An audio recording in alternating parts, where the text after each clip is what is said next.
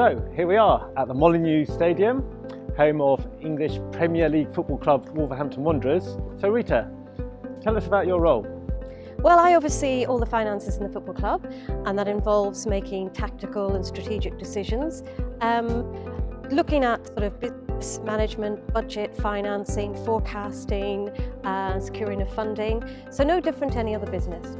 But where it is particularly different is the environment that we operate within. It's an extremely dynamic environment which requires a huge level of investment, and therefore that brings quite a lot of challenges for sporting CFOs.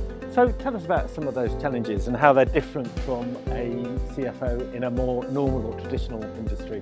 So we're always scrutinised on a public basis. We have to be very careful about all the decisions we make. So supporters are not just interested in what happens on the pitch, but actually off the pitch as well, because they want to be sure that everything that's happening within the club is working towards the success of their team. So we're accountable to a lot of people.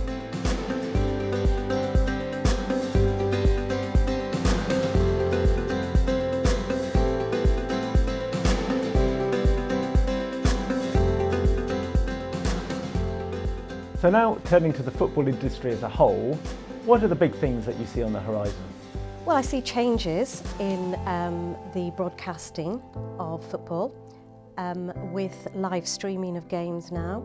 I think that that's going to be quite a big feature of the new broadcasting deal, and being able to monetize that, which is what the Premier League are always looking to do.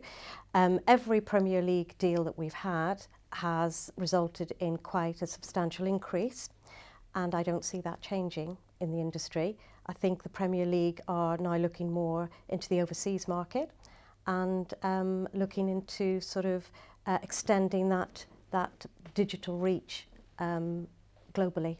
Did you ever imagine when you were younger that you would be the CFO of a Premier League football club? Believe it or not, I had no interest in football when I went for the role.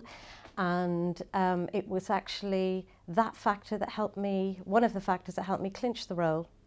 They were looking for somebody who was quite clinical and dispassionate and could look at the football club as a pure business and not be swayed by the passions of it.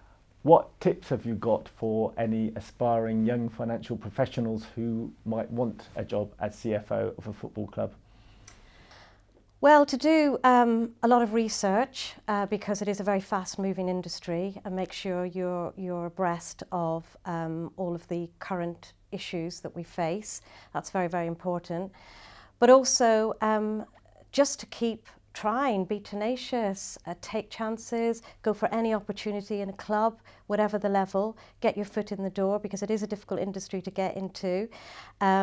It's a very enjoyable industry once you're in it, which is why a lot of people that are in this industry tend not to leave the industry, which is probably quite difficult to get in because everybody just moves around from club to club. But certainly, you know, if you're determined and you're passionate enough, you'll succeed. How has being an ACCA member helped you with your career? It gave me a good, strong foundation in business management, and enabled me to get a position where, you know, you could move strategically around the business. So it gave me a great commercial awareness as well. So Rita, now it's time for the Quickfire Questions. What's your pet hate? Poor customer service. What are you most proud of? My achievements at Wolves, joining the club when there wasn't a finance function and creating and developing what we have here today. I'm also extremely proud of my two sons, which I brought up single-handedly whilst juggling a very busy career. So I know that's something that a lot of women have to contend with. What did you want to be when you were 10? Well, Chris, I wanted to be an ACCA member. Very good.